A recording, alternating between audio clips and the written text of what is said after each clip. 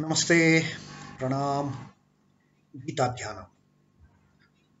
Om Parthaya Pratibodhitam Bhagavata Narayanena Swayam Vyasena Gratitam Purana Munina Madhye Mahabharatam Advaitamritavarshinim Bhagavatim Ashtadashadhyayinim Ambatvam Anusandadhami Bhagavad Gite Bhavatveshini.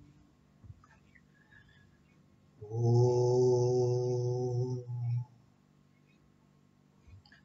Bhagavad Gita, with which Lord Narayana himself gave enlightenment to Arjuna. The ancient sage Vyasa included it in the Mahabharata. O goddess, showerer of the nectar-like knowledge of non-dualism contained in your 18 chapters, O my affectionate mother, the destroyer of rebirth, I meditate upon you. Chidbhavananda.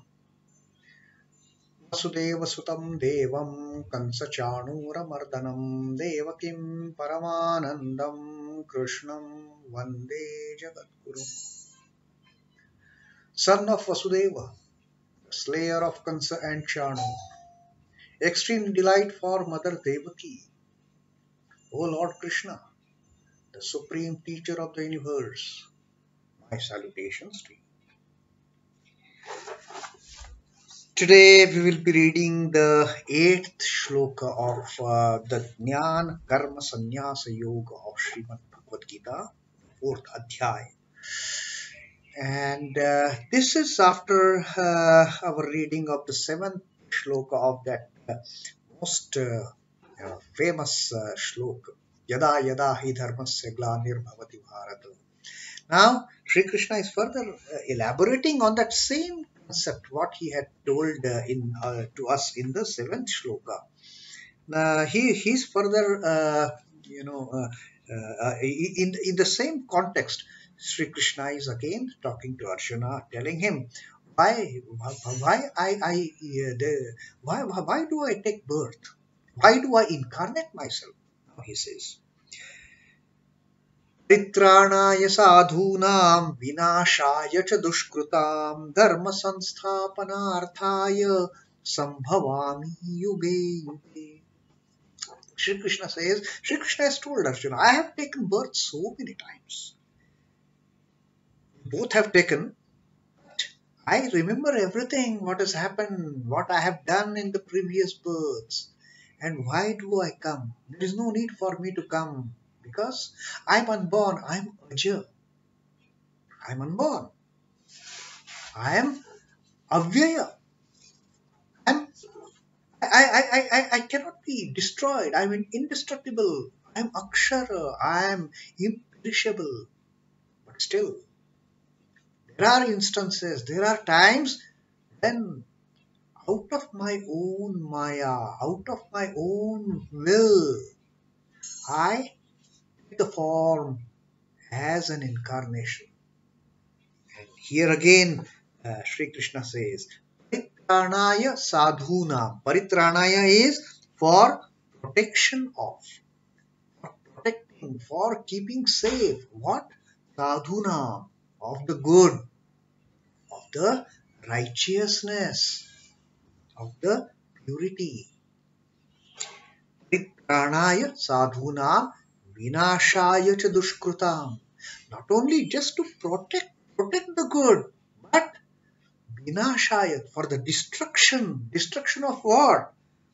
Duṣhkṛitām, for the evildoers, for the wicked, for the wrongdoers, for the unrighteous, destruction of those. Dharma-sansthāpanārthāya, for the purpose of establishing the righteousness in the society which has gone haywire, the morality, the ethics, the goodness, which is diminishing in the society because of wrongdoing of these evil-minded, wicked people. So, to re-establish the dharma, righteousness, Sambhavāmi yuge yuge. Sambhavāmi is I am born. Yuge yuge. In every age, whenever there is a decline of dharma, wherever there is a decline of righteousness, to get rid of unrighteousness and re-establish the dharma, I take birth age after age. So that is Sri Krishna's confirmation to Arjuna that why he, being the Lord of all the beings, he comes down on this earth in the form of an incarnation for the protection of the good, for the destruction of the wicked, and for the establishment of dharma. I am born age after age. Dharma-sansthāpanārthāya sambhavāmi yuge yuge. And what is the objective? Paritrāṇāya sādhūnāṁ, vināśhāya duṣhkṛitām. Protection, safety of the good, of the righteousness, and destruction of the evil, destruction of the unrighteousness, of the wickedness. I take birth. Now, purgation, purification is an unfailing process of nature. We all know survival of the fittest. Whenever things start going bad, it is only the fit that they survive. That is Darwin's law. But here what Krishna is telling, whenever the impureness, whenever the unrighteousness starts proliferating, I need to destroy it so that only the righteousness survives.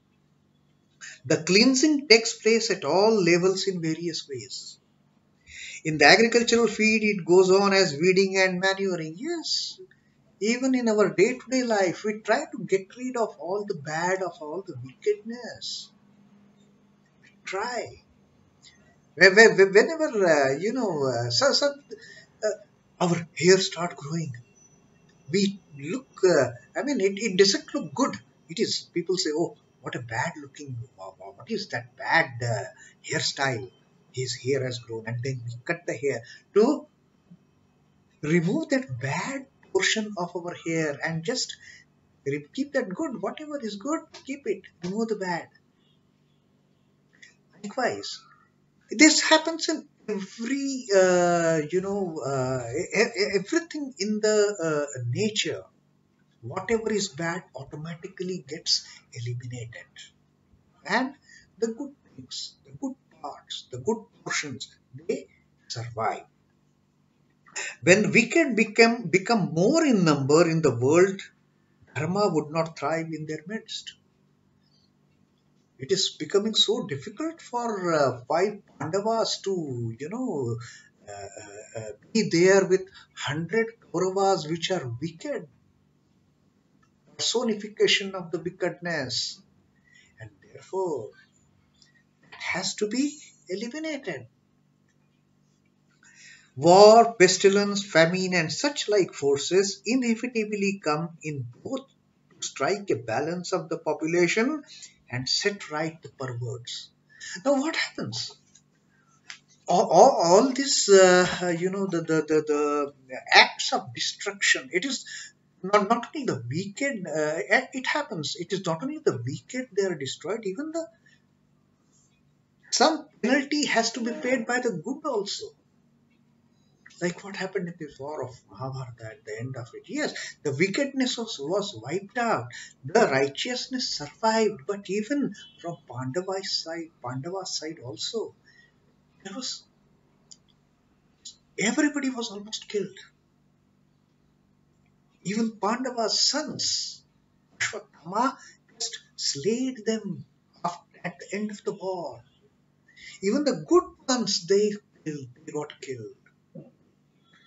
So that is what happens when the Lord takes over. But then, in the process of wiping out, the re-establishing the dharma, this wickedness has to be wiped out. And for that, the Lord takes birth. Among the three gunas, the predominance of rajas and tamas aggravates adharma. And Sri Krishna has already told how the biggest enemy is rajas, because it gives birth to desire and anger, and then that results in the self-destruction. So whenever the unrighteousness grows, it is because of rajas and tamas, which threatens to topple down the social fabric. The function of incarnations is to induce sattva, to show them the path, to show the people this is the path of liberation. Sattva by itself cannot liberate, but Lord comes down in the form of incarnation to show the path. People have to travel the path on their own. It is not that somebody will go and pick them up and give them the liberation just like that. No. Along with this sattva, dharma begins to thrive.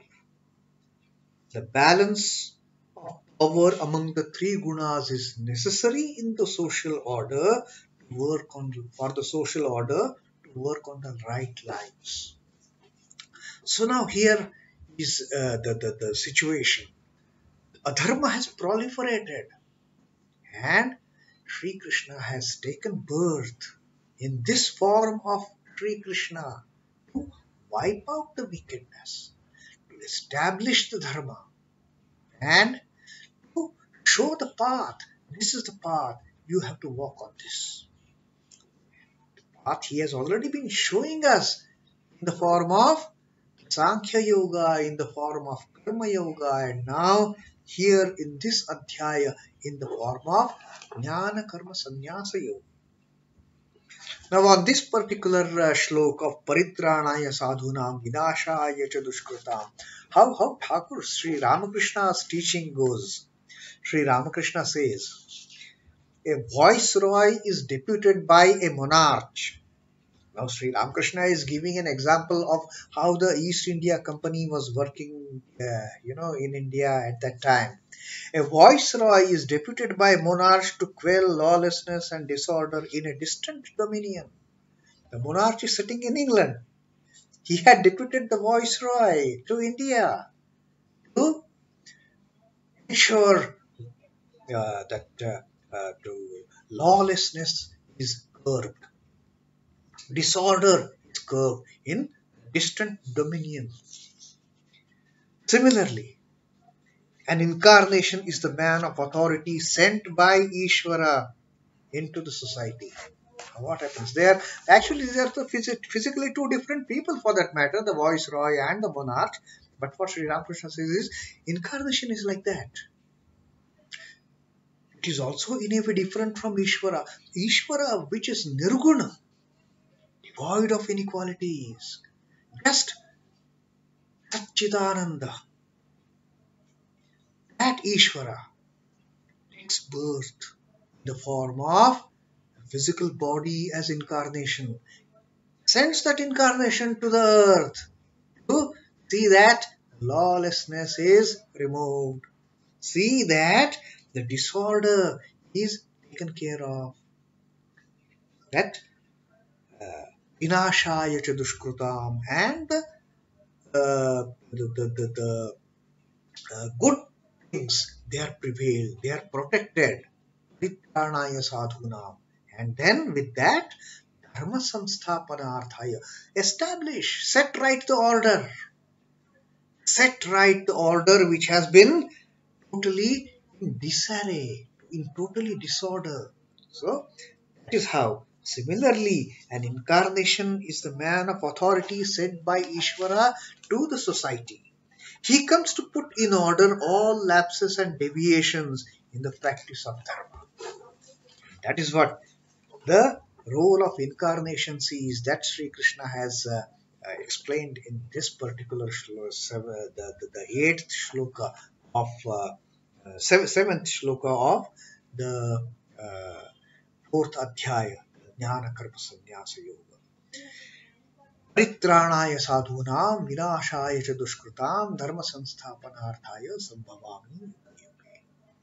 So that is our reading of the 8th shloka of the 4th adhyaya of Srimad Bhagavad Gita. Om Namo Bhagavate Vasudevaya. Sri Krishna Arpanamastu. Jai Sri Ram Krishna. Jai Thakur Jai Guru. Jai Swami.